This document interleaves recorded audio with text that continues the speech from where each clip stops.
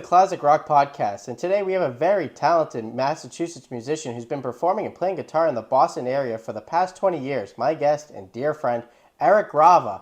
What's up, gang? How is everyone doing? Such a blast to be here. Thanks for having me. Yeah, no problem, man. No problem. It's great. I'm so happy. This is very sweet. So what have you been up to? Do you have any new musical performances coming up or any new music being released? So last week I played in 3 different spots around Massachusetts, and it was awesome. I got to play some of my favorite songs I love, covers, and also originals that I've written. I have a show coming up this Saturday in Stoneham at Nobility Tavern, and it's going to be from 8:30 to 11:30. So basically like 8:30 to close to midnight, basically. And I'll be doing the rock and roll thing. Also, I don't want to give too much away, but I am in the process of coming out with new songs pretty soon that I'm very, very, very, very excited about. That's awesome, man. I'm more than beyond thrilled. I listened to his Macaulay album and everything, and it was excellent. He has things from like punk music to rock music to country influence. Okay, so going to early influences, what made you want to pick up a guitar and everything, and what influenced you the most? So I grew up in a household of a lot of, I know from singing at least, it was the band Fleetwood Mac did a lot for me in that regard. My mom really liked them, and she kind of inspired me a lot not to be afraid to sing, because at church she would sing all the time, and she sang basically she was in her own world. And another really big influence on my childhood for music and growing up was the band The Cure. When I'm structuring a song, I totally refer to them all the time, and just even the mood that they're able to create and how each instrument has its own functioning part.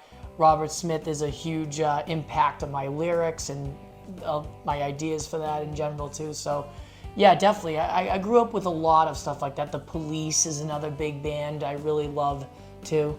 To kind of refer back to your past, you told me a story that when you were 15 years old, you played with the Jay Giles Band. How was that experience, man? It was really cool. I feel like being that young, it's like, I don't even think I was old enough to fully appreciate it. But they were excellent, and it was a really fun time. It was with my first band called the Mystery Tramps, and that was in my teen years that we used to play all the time. It was really fun. How many people were in the audience? Did you play with an audience or just? It was like a nightclub. I can't remember where it was. It was somewhere in Somerville or Boston, but it was a great time. The Clazzic Rock bands always bring it, It was awesome. There's so much great stuff from the Jay Giles Band. You got the freeze frame. I definitely remember hearing Love Stinks, I think. Love Stinks. Because I love that one because of Wedding Singer. And then on top of that you've played with classic rock legends, you also know classic rock legends such as the late great Sib Hashin. Tell me about how it was, talking with him, and did you even play with him? Or? So I know that we at least played one gig. I don't know if he was playing with Boston at the time or if he was playing with another group. But when I'd met him, he was as rock star as you can imagine. He always had on, every time I seen him, and this is completely accurate, he'd always be wearing a black tailed tuxedo. And he was just a really nice guy and such a talented guy. As you know, that record it's super, Yeah, he played some incredible drums on there. If you get to listen to songs like Peace of Mind or More Than a Feeling. Stop what you're doing right now and go listen to that Boston record. Listen to the Boston album in 1976. That's one of the greatest albums of all time. So... All right, well, Eric also here has released some music as well. I mean, his music is on Spotify and everything. So let's just get down to business and just start talking about, creating your first album and everything. Yeah, so that one was, it's crazy because that one was very, it was a very passionate sort of kind of I really wanted to do something I hadn't done sound-wise with that one. There's a great portion of it that's influenced by grunge. I remember my childhood, Nirvana, and bands of that nature, specifically Nirvana for it too, was a huge influence on the heavier sounds, like on the track Laugh Track and things like that. But the Beatles were also a mega influence on that, along with the Beach Boys harmonies that I did.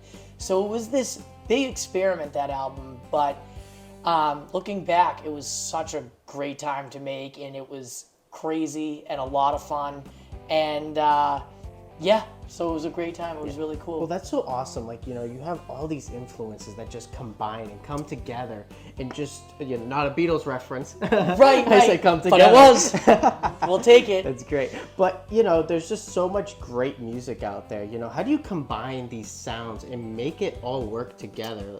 I'm a big guy on demoing and stuff like that too, but I feel like it really forms that idea as a central thing, because it does seem sort of crazy at first to think like, oh, I'm going for this and this on this album, like how are these all going to work together? But once you're able to tie them together, make your blueprint, and kind of throw some stuff at the wall and see what sticks, you end up coming out with something that it has those things in it. You know what I mean? And then, so there's, you know, you've mentioned that you use guitar on your album, basses, and then keyboards. You actually have a really interesting story about the keyboard that you use for one of your albums, or two of your albums. Yeah, so the most recent album, Melodic Psychotic, that came out in 2022, was a lot of my really good friend Adam, a lot of the instruments and the keyboards that we flushed out before are done on the same keyboard that Greg Hawkes used from the Heartbeat City tour.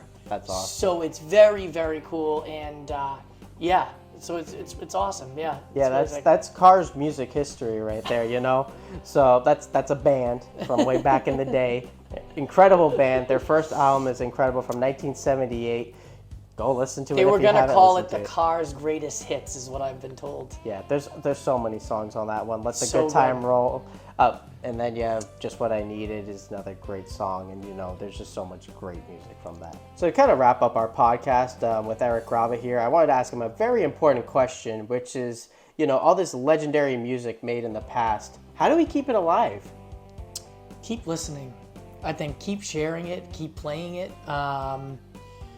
keep creating. Like, just the most beautiful thing about music is the constant evolution of it. Like, every idea came from those things, and if we keep creating them, it will propel the forward movement to keep them alive and keep them going and keep them, you know, a song can turn someone's day around, and that's no joke.